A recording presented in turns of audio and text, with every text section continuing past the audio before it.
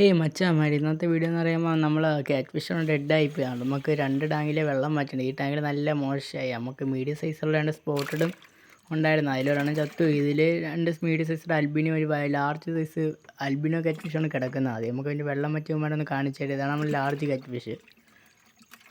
എന്നിട്ട് നമുക്ക് ഇതിൽ വെള്ളം കളഞ്ഞ് പുതിയ വെള്ളം ആഡ് ചെയ്യാം. എന്നിട്ട് നമുക്ക് 3 ഒരുമിച്ച് റിലീസ് ചെയ്യാം. എന്നിട്ട് നമുക്ക് അപ്പുറത്തെ ടാങ്കിലെ വെള്ളം മാറ്റാം.